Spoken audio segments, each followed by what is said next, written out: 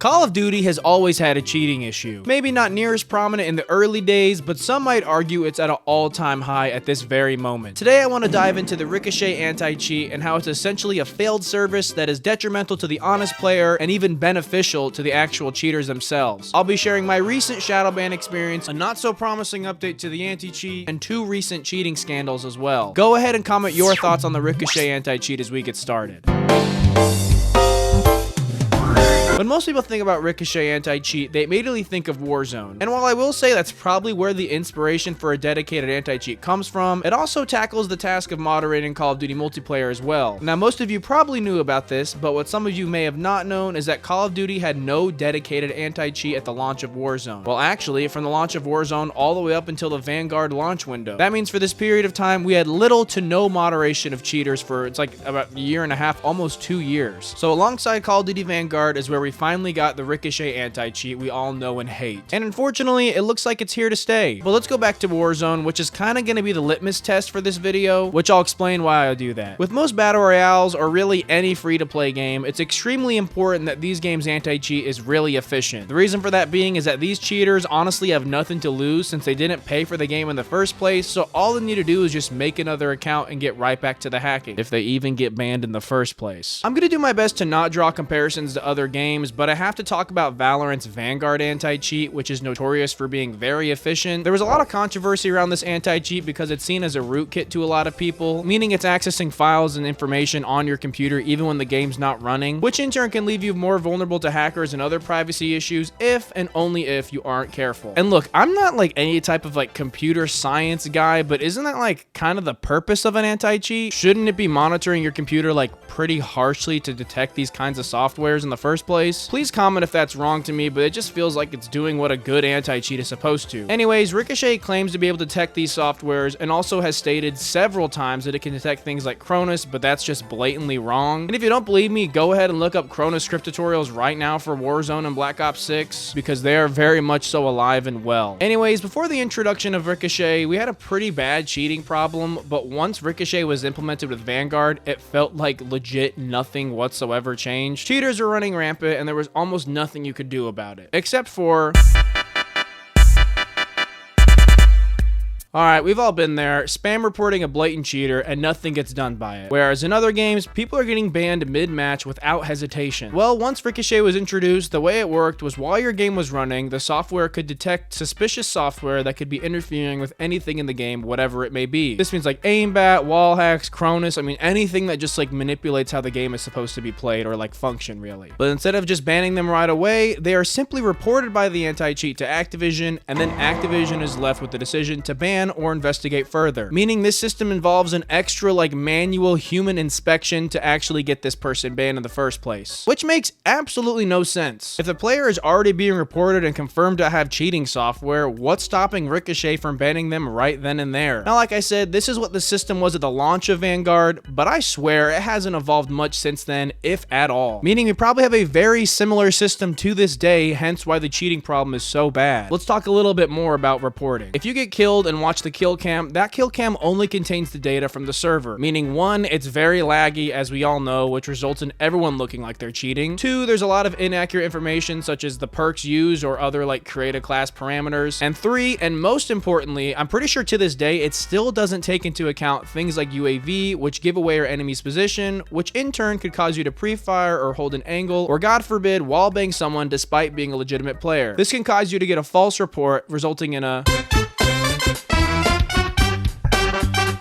This is actually the main reason I'm making this video because I was recently caught in a Shadowban. Now I'm going to explain how the Shadowban system works as if you don't know what it is. So since we already established that the kill cams are awful at giving the players accurate information, this can lead to a ton of false accusations and give legit players several false reports on their account. Once a player gets enough of these during a certain period of time, they will enter a limited matchmaking state, or what the community is called a Shadowban. What this means is you will now be matched up with other players with the same status, meaning other players falsely accused and mass reported, and some actual known cheaters as well, which is awful in its own right, but the fact that this is also not eligible for appeal whatsoever and has no updates to when it expires is what makes it even worse. And on top of being mass reported, there's also like some type of invisible algorithm that detects if you're doing like above exceptional performance, and this will also result in an automatic shadow ban. And if you remember in Warzone 2, there was a state where if you just got 10 kills no matter what, the next person you aimed at, you immediately got shadow banned. Luckily that was fixed, but there's still some type of like algorithm working against a legitimate player here. So like I said, this happened to me 2 weeks ago and lasted an entire 11 days. And I am not even good at the game. I'll flash my extremely mediocre Warzone stats on screen now. And as you can see, you could maybe put me slightly above average on a good day, but other than that, I am nothing out of the ordinary. The moments leading up to the ban were 2 solo resurgence games on Area 99. One was a 19 kill 3rd place finish, and the other was a 12 kill 5th place finish. Also, I want to make it clear, I don't VPN or 2box, and I know some people say you can get shadow banned for that, but I haven't seen much evidence supporting that. But I want to make it clear I don't do that either, so there's like, that's definitely not a factor in this shadow ban. Anyways, once again, maybe I was just having a good day, but I got off right after those 2 games, then got on the next day and noticed I couldn't get into a game, which is the first sign of a shadow ban. I logged into Activision's ban appeal portal, which I'll link down below for those that want to check for themselves, only to read this. Your account is in a limited matchmaking state due to a potential violation. Unfortunately, we are unable to inform you when the account will exit a limited matchmaking state. You can check back here periodically to see if your status clears or changes to a temporary or permanent ban. Exiting a limited matchmaking state does not mean your account has been cleared for a potential violation. Basically what this means is for the next X amount of days, I can't enjoy Call of Duty Black Ops 6 multiplayer or Warzone, despite paying $100 for the Vault Edition and being a perfectly legit player with no type of like cheating software on my computer or any type of exploitation either. Which might I add, like kind of feels illegal in some type of way. I mean, I legit paid for a product, abided by the terms of service, and I'm still getting stripped away from said paid product despite not doing anything wrong. I don't want to sound like a whiny baby, but I missed out on a full week of double XP and missed out on Season 1 Reloaded. Granted, I don't think I missed out on too much with Season 1 Reloaded, but let's say this happened towards the end of a season where I couldn't finish the battle pass. Maybe I'm like a page off. Then I get hit with a false shadow ban and I can't complete said battle pass that I paid real money for despite completely following the terms of service and in turn missing out on the limited time items I paid for. Also on a side note, I don't think battle passes should have like a time constraint. I think they should be permanent. You just have to play, not even in a specific window. Anyways, I'm sure they somehow snuck in the fact that they have the right to put you in a limited matchmaking state for potential violations, but that use of the word potential has become so broad that it is completely like victimizing the legitimate player. Anyways, I think it goes without saying, I'm not a cheater, a VPNer, or 2boxer, or really all that much of a trash talker. The reason I bring up trash talking is because if you create like, you know, feuds in game, especially like in multiplayer, more specifically ranked, and you're like trash talking the other team, or maybe you're being toxic to your teammates and everyone just decides to spam report you, this could result in a shadow ban just because you're like doing what Call of Duty players do best and just like trash talking, which is in my opinion part of the game. And you get shadow banned without literally any type of evidence whatsoever. It's just a game of he said, she said, and the anti-cheat claims to have the software to prove it, but they still ban you anyways, so like, it just, none of it makes any type of sense. The shadow ban is a very broad and mysterious and inconsistent feature about Ricochet, and what I mean by that is that for some people it's only a few days, and other it's up to like 3 weeks, and there's like no way to appeal it, and this has been a thing since it launched with Vanguard. And Activision and Ricochet to this day have never made any type of statement or updated the system whatsoever regarding these false shadow bans. They just accept it, and this is just a part of their already horrible anti-cheat. And I'm not even done with talking about how flawed this is. Once you're shadow banned, you're now recognized as a potential violator despite being proven to be innocent after exiting a shadow ban, which means your trust factor on your account is now lower, which results in even fewer reports to get you shadow banned again, causing what we call a shadow ban loop. Meanwhile, there are legit confirmed hackers that are flagged by Ricochet that are left untreated because they're waiting for that final ban from Activision, who maybe have like a team of 3 people who actually look at these reports. My shadow ban occurred just days after Activision announced they had banned 19,000 accounts accused for cheating. But shocker, even after that, there was still a massive cheating problem, especially in multiplayer ranked play. Meanwhile, legit players are getting put in these shadow ban lobbies in these like limited matchmaking state, despite being like maybe above average, in my case, like very mid at the game. But the false bans don't stop there. I want to dive into like one of the more recent stories that happened that kind of like showcases how terrible this anti-cheat is, and also shows how like weirdly stubborn and how much praise Activision has for Ricochet. Bobby Poff is a well-known Warzone streamer who tackles the Battle Royale nuke grind very well and created a subgenre of Warzone content that I really enjoy. Anyways, just a few months ago, he was hit with a permanent ban. He's up top, second floor, whoever that is on that broken building. I got him. Bro, what the fuck? Oh, dark? Or more spawn. But for those that don't know, a permanent ban is no joke with the never wrong and extremely accurate Ricochet anti-cheat. And this is what they have to say about permabans. If you see a permanent ban, those are given with the most serious considerations after a significant research. It doesn't matter what excuses people give, there are no false permanent bans. And especially after reading this statement, it's kind of like, oh, well, this has to be true, you know? Like, people were left in a really weird spot. That being said, the community was pretty quick to hop on the Bobby Poff hate train, you know, saying they always knew he was cheating. How did he just now get caught? He's the worst person ever, yada yada. Well, as any streamer would, Bobby was contacting Activision like, hey, I didn't cheat, guys. There's got to be a mistake. Something is wrong. Maybe it's my foot pedal that is causing the software issue, or like, could external accounts manipulate my account to make it look like it's cheating? And Activision's like, nope, our permanent ban system is 100% accurate. We review it carefully, you know, all this stupid stuff. They were very firm. They're like, no, it is impossible. There's no possible way a hacker can manipulate your account to make it think that you have cheats on your machine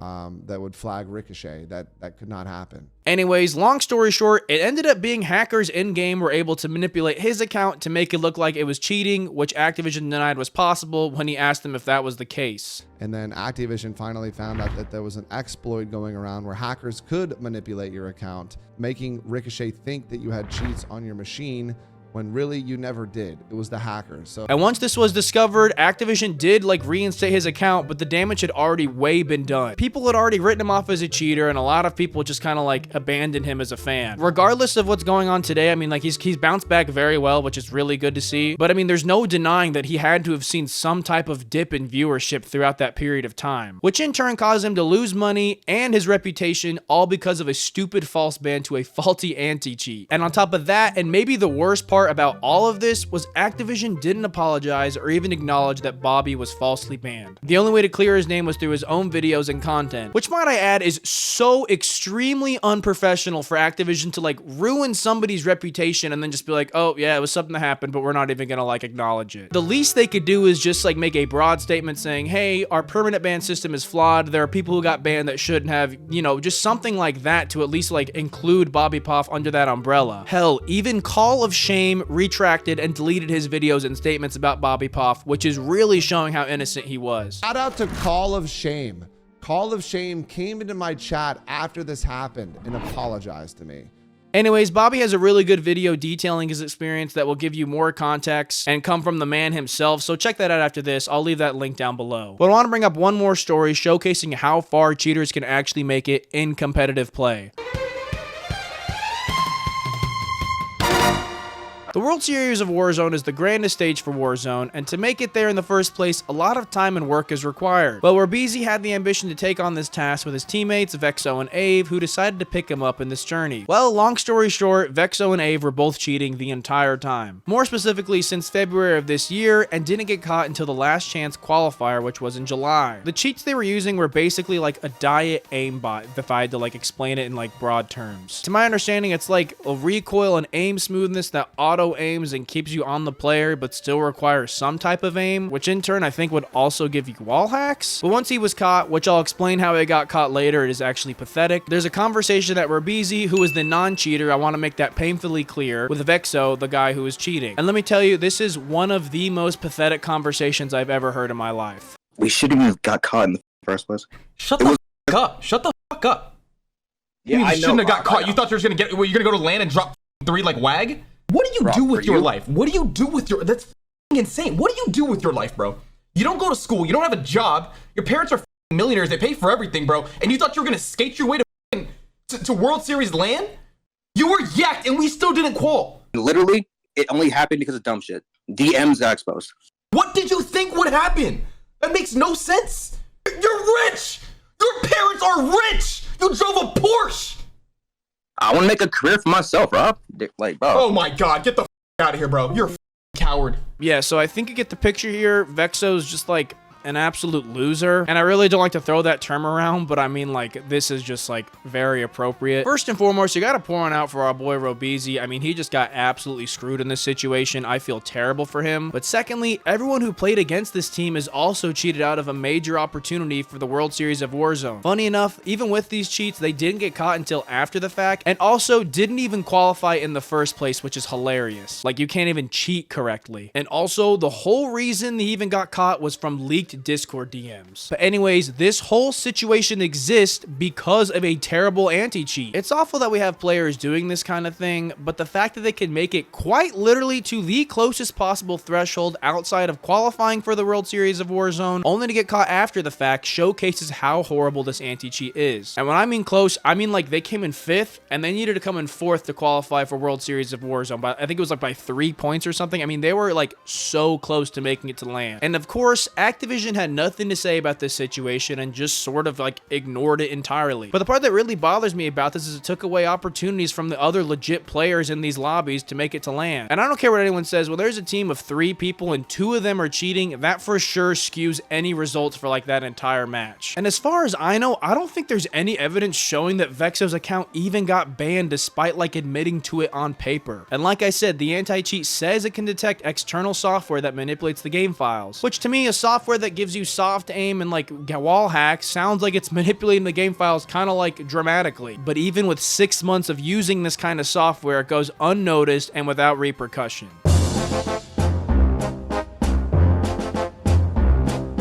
Activision has this really like weird, proud and prideful relationship with Ricochet anti-cheat that makes us think that it's here to stay. My belief is they spent a lot of money on this partnership, so they can't just like get rid of them and find another anti-cheat to take their place. That being said, when these terrible incidents or borderline features of this anti-cheat happen, they just brush over and don't learn from it whatsoever. But if I had to change just one thing about this anti-cheat, it would have to be the Shadowban system. Please, if somehow, some way, anyone from Activision is watching this, let it be known that that is just like the top priority about this anti-cheat that needs to be changed. Please just do something, even just about the Shadowban process. At least let players request some type of manual appeal or send over like a type of PC check. I don't know. As far as the cheating problem, well, despite constant tweets about Bandwave seemingly taking care of the issue, I think it's just part of the Call of Duty experience for the foreseeable future, which is just so sad to see such a massive title like end up this way. And in the middle of me editing this, Activision actually released a statement about the anti-cheat, which is super rare, but basically taking like some form of accountability for season 1, like admitting they didn't hit the mark, which is great and all, but they're also saying that they're not really going to be able to fix the problem or like even attempt to fix it till season 2 or 3, which that is just like not really something the community wanted to hear. I mean, season 2 is like 45 days away, and that's like the very earliest they said they could tackle this issue, but in my opinion, they're probably not going to get around to it till like season 3 or 4. I don't understand why they can't just under promise and over deliver. Black Ops 6 multiplayer ranked is just awful right now, and once you get to like